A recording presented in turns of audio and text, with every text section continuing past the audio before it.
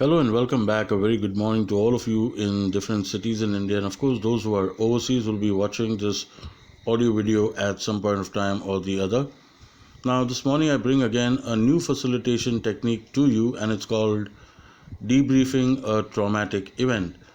Now, this is used as a reflection, it is used in understanding issues and managing difficulties.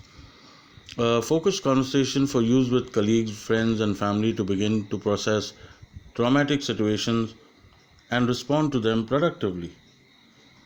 Often traumatic events become undiscussable and this enables persons to talk about them.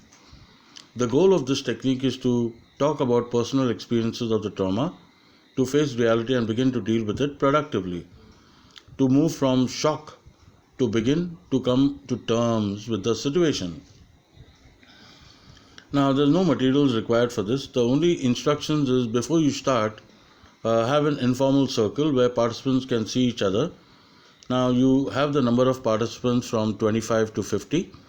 Time needed is about half an hour. The ideal condition is open spaced, relaxed, informal atmosphere. Now, during the session, uh, in the context, this event has shaken us all. Let's take a little time to reflect on what happened so we can come to terms with it.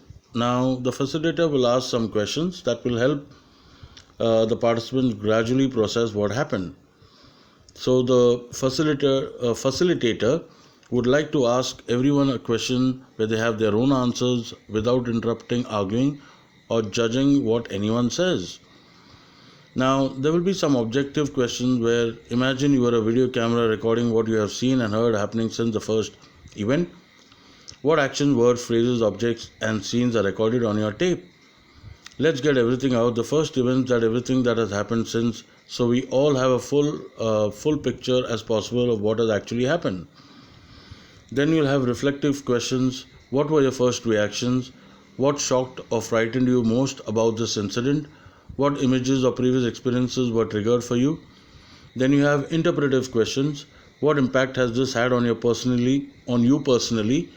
How are you different now? How are we different as a group or as a society as a result of these events? How has your view of the world changed? Now you could have some decision questions. What can we do to deal with the situation in the short term? What are some things we can do to begin to deal with the underlying issues and prevent events like this happening from in future?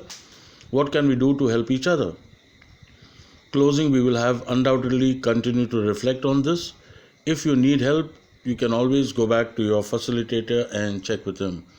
Now, certain hints over here is some of these questions are difficult to answer. So if there are few spoken answers, don't worry.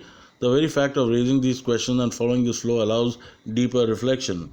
There is no follow-up required really, but it may be helpful to take a printout of these questions for people to take them home along with them for a later reflection. Thank you for listening and watching this video. Do like, subscribe, and press the bell icon for all such futuristic audio videos that I'll bring to you to enrich your knowledge, upgrade, and update you. Until then, my friends, you take care, stay safe, stay indoors, build on your skills. Goodbye and God bless.